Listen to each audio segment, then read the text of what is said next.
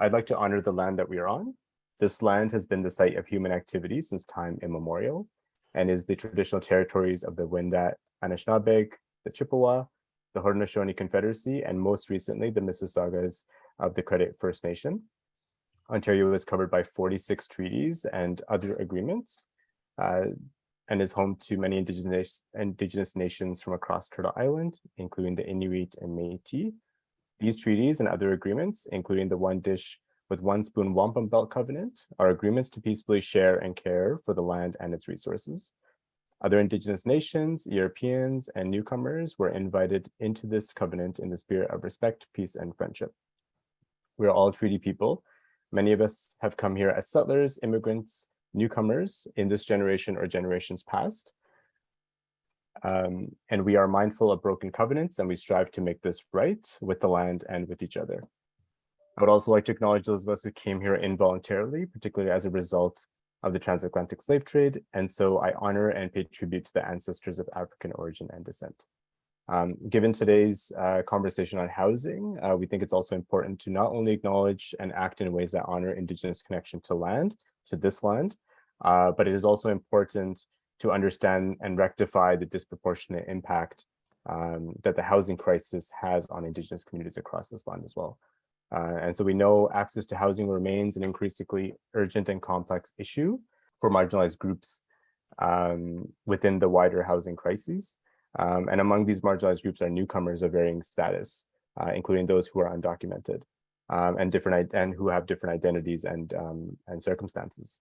So TSLIP's Newcomer Services Collaboration Working Group identified newcomer access, or maybe we can say lack of access to housing, as an urgent issue of focus within the newcomer serving sector in our current work plan.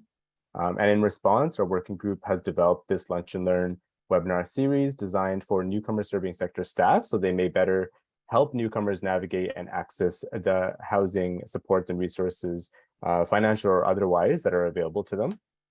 And while this series is, a small step, we heard from our partners that it would be a valuable resource that if we centered each Lunch and Learn on different programs and supports that are available for newcomers with different identities and or circumstances. So today, our focus is on the city's rent geared to income subsidy and other related kind of benefits and supports related to that. And we're joined by Luigi from the Housing Help Center. And so after the presentation, we'll have some time for a Q&A. So feel free to put your questions in the chat as we go along or during the Q&A. Thank you, Lou, for being here. I'll pass it over to you now so that you can introduce yourself and start your presentation. Well, hi, thank you, Jesse, for your invitation.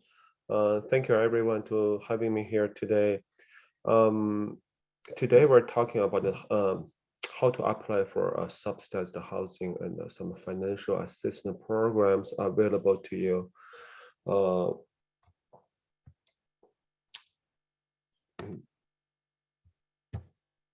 I'm sorry, there's some, okay. Okay, just have a brief introduction of our agency. The name is called the Housing Help Center, briefly called the THHC. We are one of the nonprofit agency. We're helping individuals and the families find accommodation at the market rate. And we do providing client with listings and counseling support while finding a housing. We also provide a subsidized housing application and the relative housing issues. Our services are free of charge. We do provide everyone who will walk through our door with information and support. We are the partner of the Access to Housing Toronto, and we can help you apply for subsidized housing with more detailed information. So I believe many of you have heard about so many terms about housing, like metro housing, subsidized housing, government housing. So all these names under one official term is called rent geared to income housing, RGI. So the subsidized housing in Toronto is provided by Access to Housing Toronto. The rent payment will be 30% of your gross income. Since about 78,000 active cases on the waiting list, so the waiting time is about 10 to 15 years. So who can apply for housing? As long as you're holding one of the following Canadian status ID, you can be either Canadian citizen or landed immigrant or applicants for permanent residence status, or you are a refugee or refugee claimant and have no enforceable deportation, departure, or exclusion orders. If you're holding above ID and you have no arrears to any housing provider across the province of Ontario, and you have never been convicted for rent guilt to income fraud or misrepresentation. How to apply? Since last year, City of Toronto has launched a new website. You can only apply for housing from the new online portal. If you don't know how to do it yourself, you can visit the Access to Housing Resource Center at 176 Elmo Street, because there's a big lineup of people looking for help. You need to call them first to book an appointment, or you can visit one of your community partners in Toronto. We are the one of them. We're located in Scarborough area, near to Lawrence and the Midland, near to the intersection Lawrence and the Midland.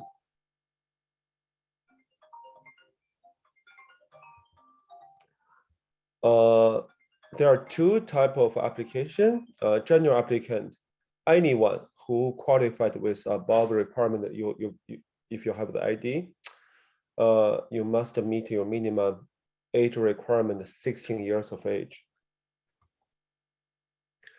Another one is the senior applications. If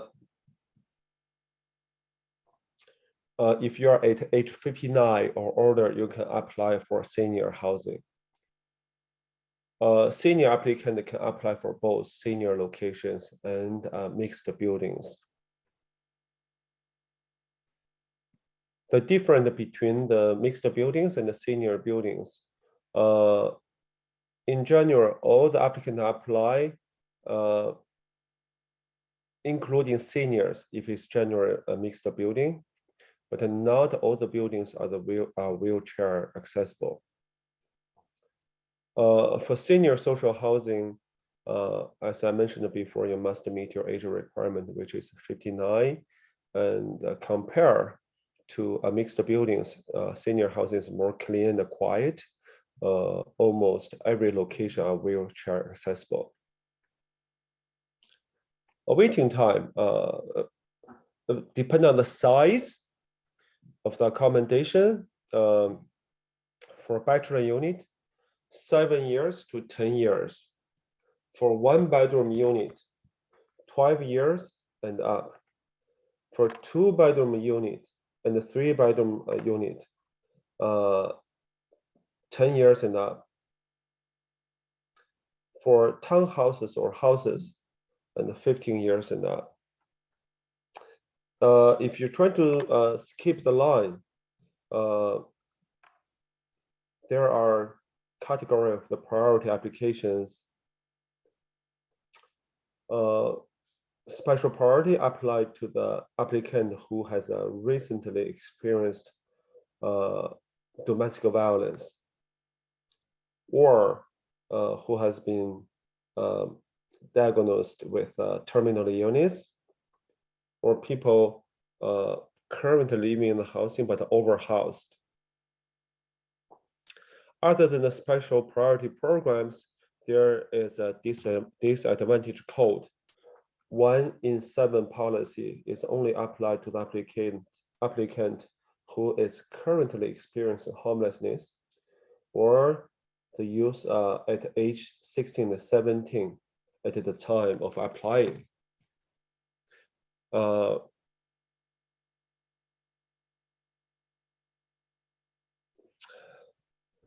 Next, let's talk about how to calculate your rent. Your rent payment will be 30% of your gross income. If you, for example, income is $1,000 a month, your rent will be $300 per month. No matter how big your apartment is and how many bedrooms it is.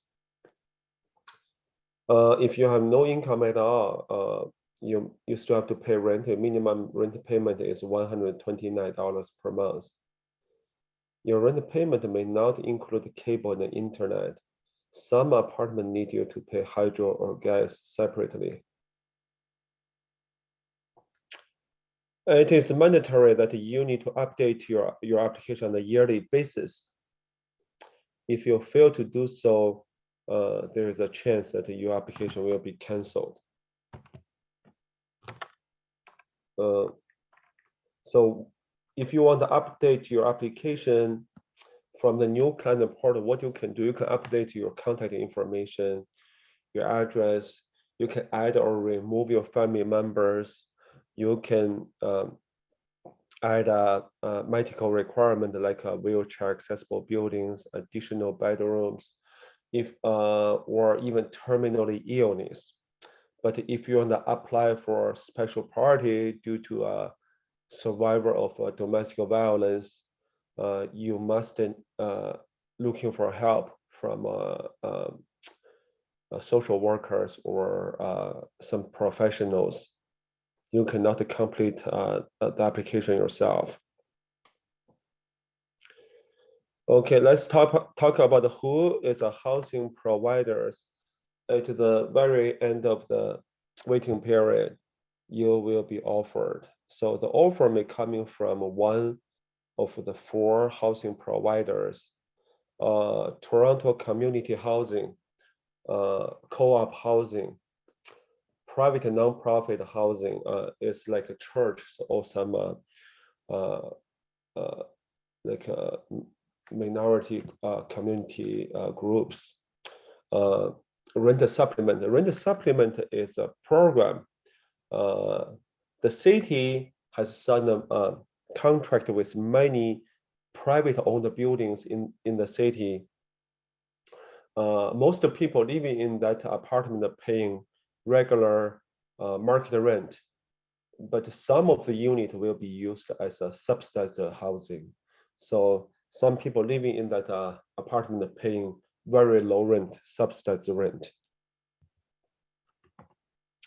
Let's say if once you are offered, you move into the housing, but you don't like the location, you have what option do you have?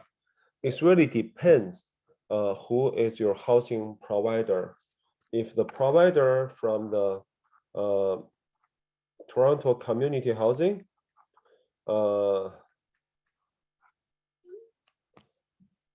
you can require for internal transfer because the Toronto Community Housing has many locations across the city.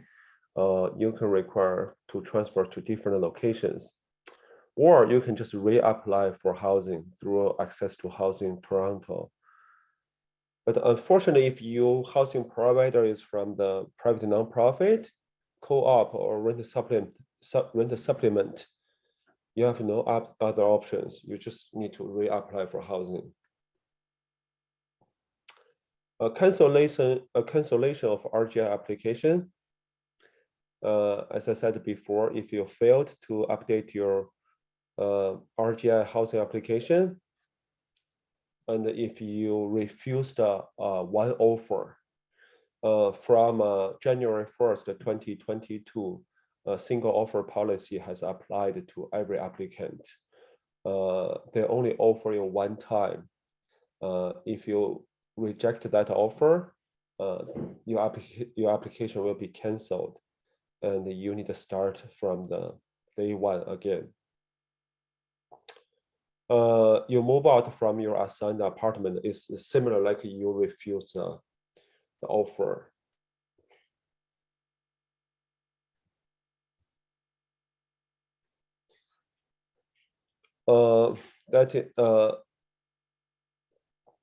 Next one, we're gonna talk about the other financial assistance programs. So the city is working on enhance and expand the financial supports to help tenants maintain their houses, their homes, and offer supports such as emergency housing need, a housing stabilization fund is from the Ontario Works Office and the ODSP office. It's simply called HSF. This program is going to help you to pay your first and last month's rent. The next one is called the rent grant for low-income household facing evictions, the rent bank program. Many of you have known this program. It's very good financial assistance program, but only apply to the applications who can prove their employment income or pension. So you can use this program once a year to either pay your first and last month's rent or to cover your arrears for maximum 2 months rent. Okay, rent reduction for tenants in buildings with reduced property tax. If you have known that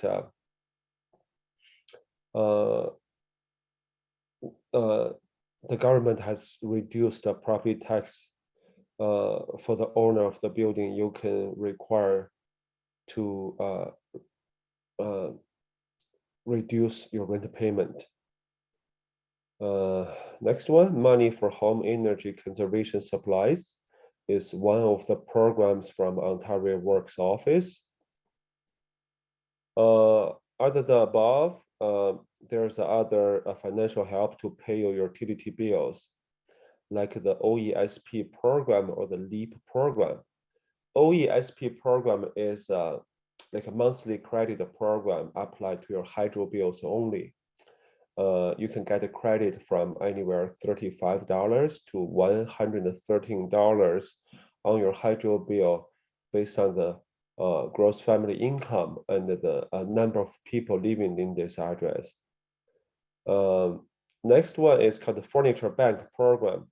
Furniture Bank is still open, but due to the volume of applications, their service is really slow. Across of the city, we have 2 locations. One is in Scarborough. It's only provide a service to the resident who is living in Scarborough area. Another one is in Etobicoke. This location covers the rest of the city. The last one is called the Canada-Ontario Housing Benefit, COHB. This program is only applied to the applications, to the applicant who has an application with rent geared to income housing.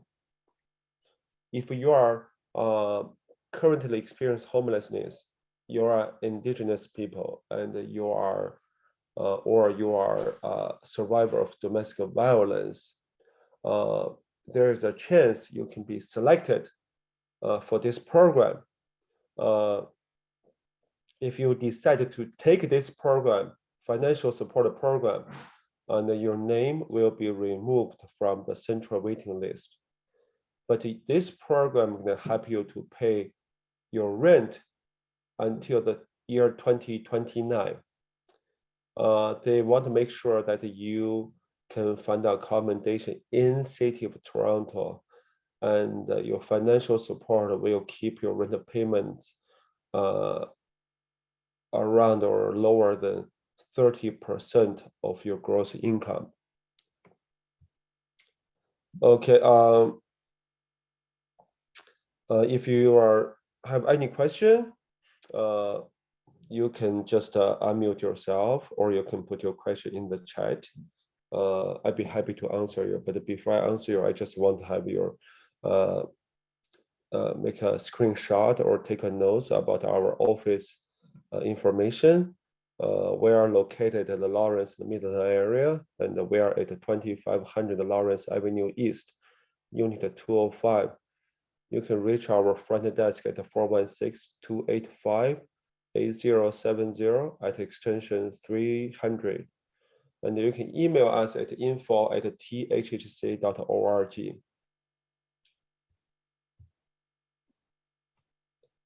Great. Thank you so much, Lou. You're welcome. Yeah. So I'm just going to reiterate, I just put it into the chat. Please share any questions that you have. You can use the chat, or you can also use the raise hand function, which you can select by going to the reactions tab at the bottom of the screen, at the bottom of the Zoom window, and you'll see raise hand. And then we can call on you to ask your question that way as well. So I do see a question from Lisa or Liza around COHB. Okay. I don't know if you want to elaborate a little bit more on that, Lisa, in terms of what the actual question is, but so COHB, Right. Yeah. one, I have a client in RGI for months now, but no approval on her various expressions of interest. Client is considering to do COHB, where to ask help on this. Okay. Actually, client cannot apply for COHB unless their name has been selected by the head office. So they cannot apply for COHB.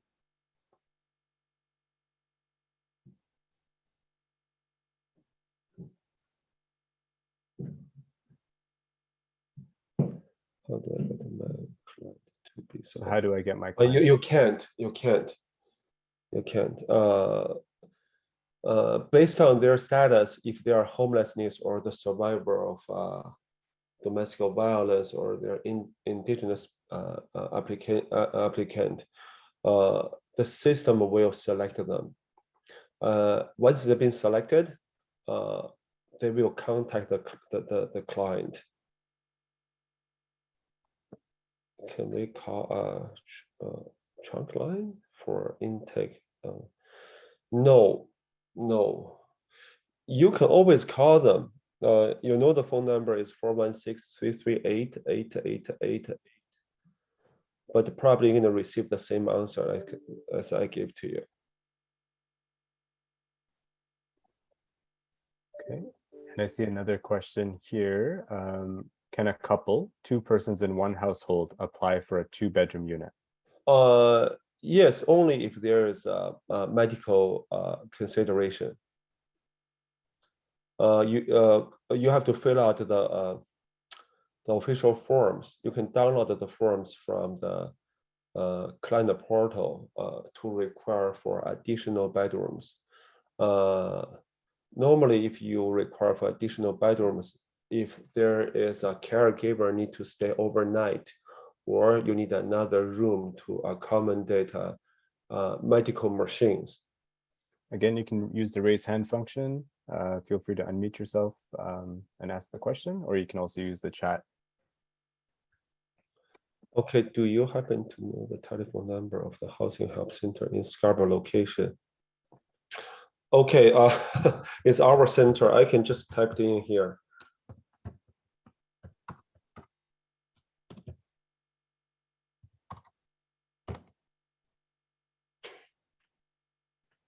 And so are there other locations as well? And does it depend on where in the city you're located for folks to access your services, or how does that work? Each center has their catchment area. The client has to provide their address to us so we can redirect them to the right locations. Okay, I saw another question from these. I have a client family of 5 refugee claimants living in the refugee house. They are casework at the refugee house help them. Okay, let's see. So I'll just read out the question just in case folks are not seeing the chat. So the question is, I have a client, family of 5 refugee claimants and living in refugee house. They were approved of COHB and their housing case worker at that refugee house helped them.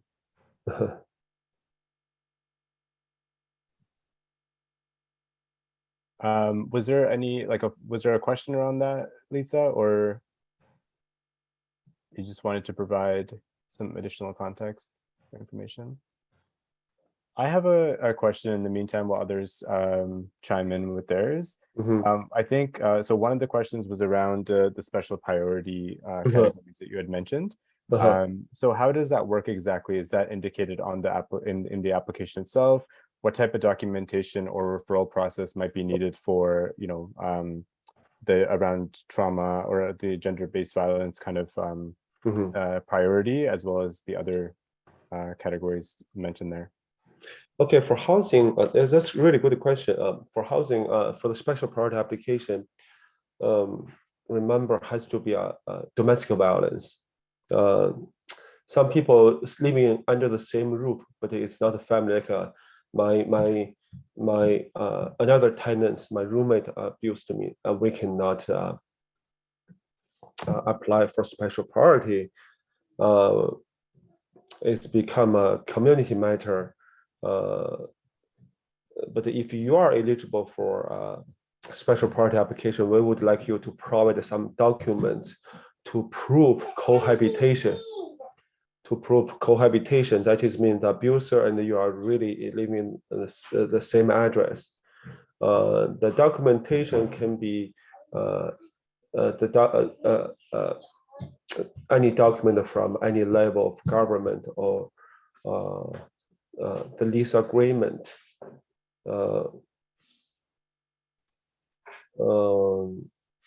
And then this has to be happen within 3 months time, even after the victim moved out from the abuser's place. You have to submit the application within 3 months time. Okay. Thank you. No problem. And I can just read out this question. Any housing support for Ukrainians under CUAET, which is a Canada-Ukraine authorization for emergency travel? I think the support is the same, but I know they have a different funding. We do have a Ukrainian worker working in our office. They may know that more.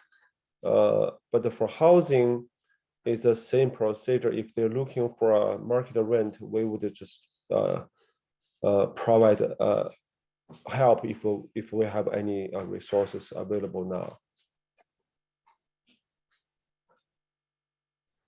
For single mothers, is there any help in terms of housing? I was referring to shelters, but now even that it seems not a choice. For single mother, is there any help in terms of housing? It's the same help. It's same help.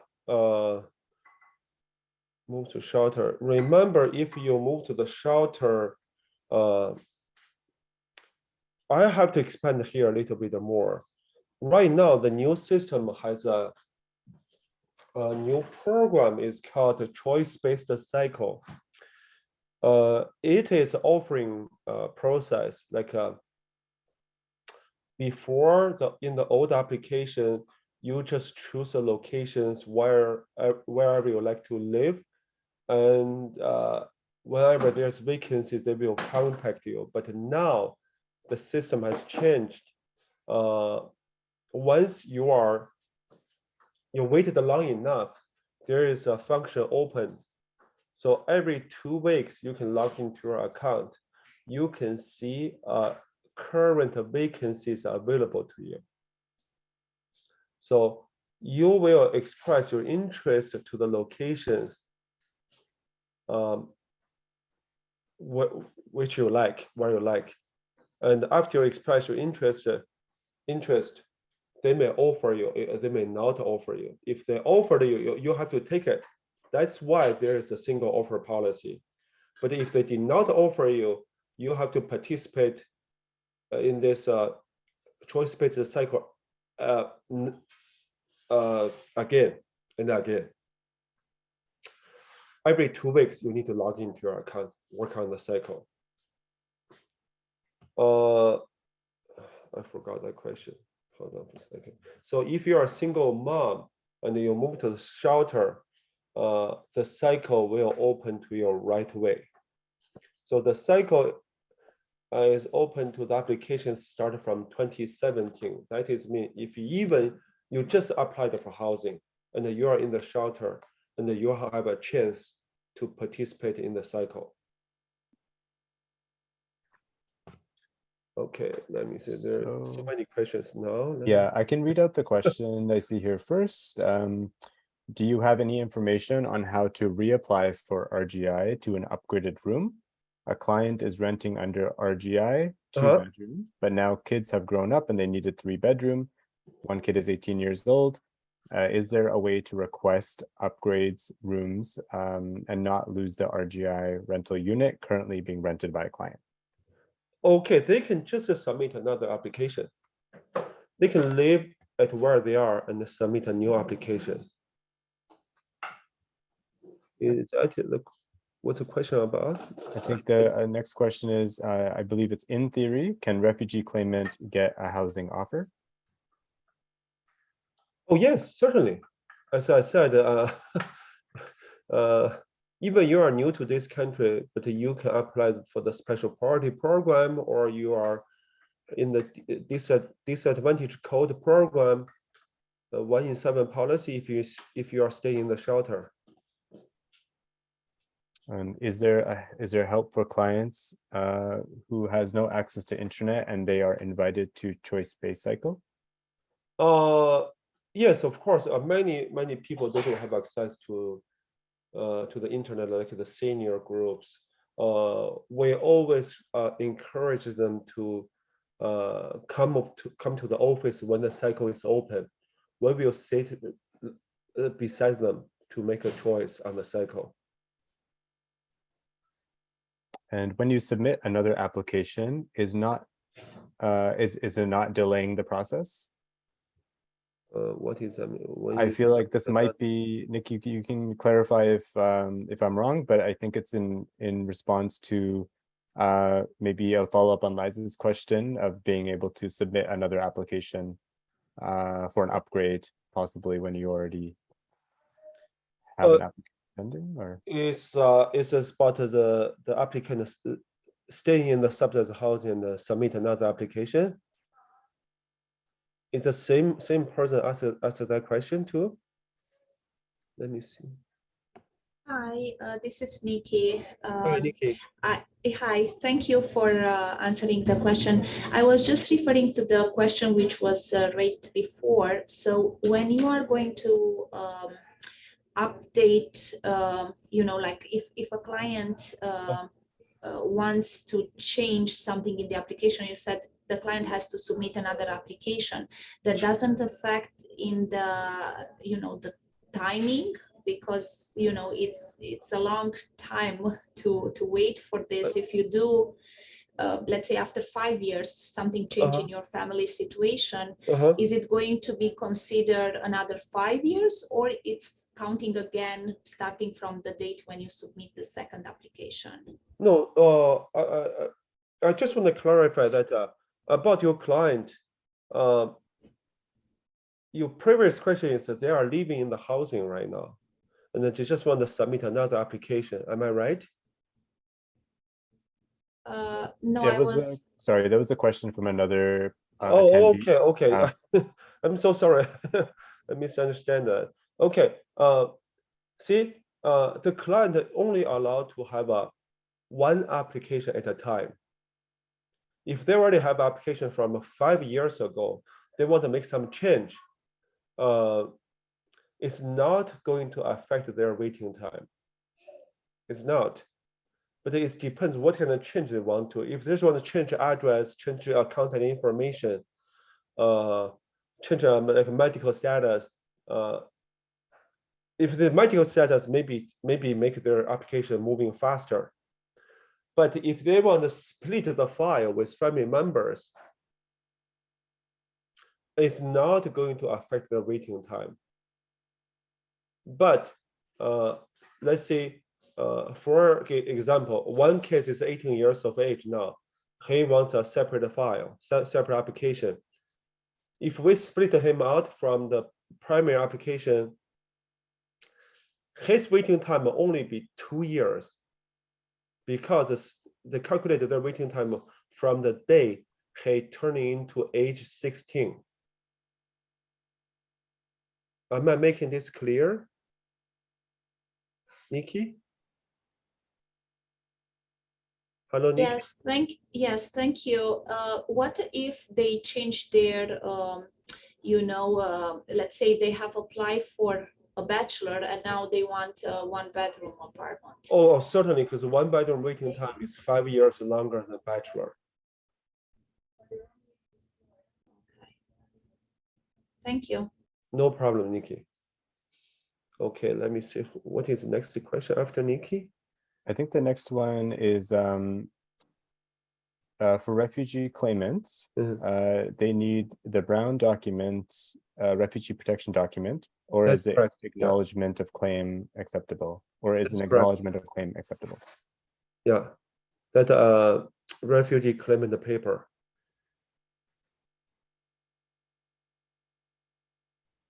Okay, can you talk about? Can you talk a little bit about affordable options?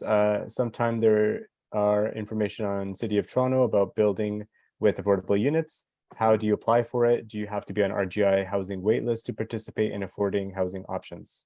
Oh, you don't have to. You don't have to.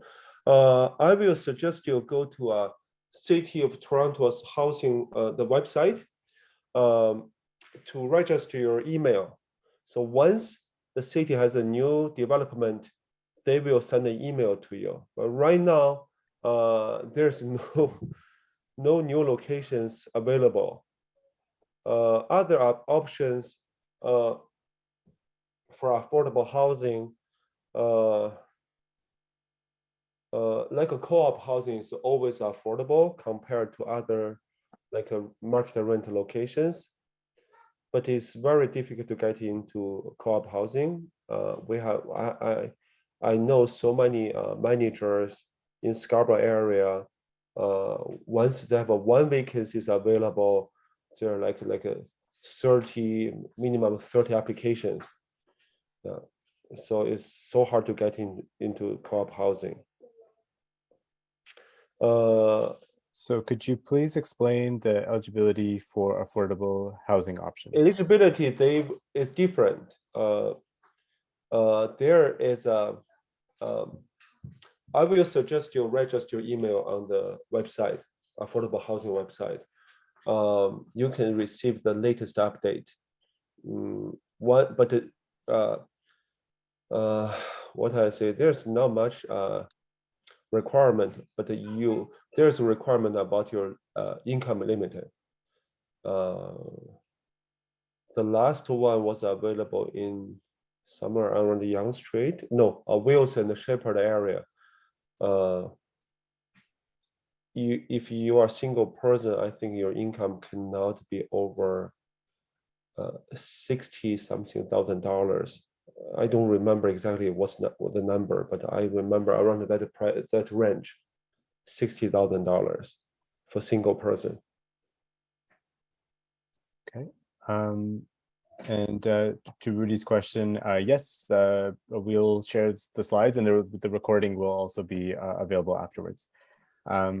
Can you please verify again if clients on RGI who wants to access COHB has options to be referred by a housing caseworker for COHB? I'm just curious as to how my refugee clients who were here for 9 months and was able to get COHB help via a caseworker in a refugee shelter in downtown. Okay. As I know, with best of my knowledge, you cannot apply for COHB, but you can just call the house, the 888 number to inquiry why your client hasn't received the COHB invitation letter yet. It's because they updated their like homeless status late. I understand that your client has been living in the shelter for 9 months, but most of them, they don't know what is it, and they even submitted their application for housing very late. Yeah. And I see a question. We only have about 2 more minutes, so if you have any other last questions, please get them in now, and we'll try to get to it. But this might be the last question here. But for affordable I guess in terms of the definition of affordable housing, isn't 4 times the annual rent the max income? The definition of the affordable housing is like the rental price is like 80% of the average market rental price. City of Toronto publish average market rental price every year, but as long as you can rent a place around 80% of their average market rent, it means you are living in the affordable housing. Okay, I think we're pretty much at time. I just wanted to thank you again, Lou, for being available for this and for all the information and the questions you've answered. We'll share the slides. I'll connect with Lou to get the slides and share them with folks here, as well as the recording once it's available as well. Just quickly, I wanted to mention that this is part of a series. So this is our second in a series of Lunch and Learns. Our next Lunch and Learn will take place on Wednesday, October 19th. Again, same time, 12:15 to 1. And so if you register for this, you'll get the invitation by email. I can send that to you as well. And we hope to see you there as well. And you can see the information from Lou available there. If you need to reach out to the Housing Help Center, and you can also direct any questions to me as well at TSLIP. So thank you everybody for attending, and enjoy the rest of your day. Thank you.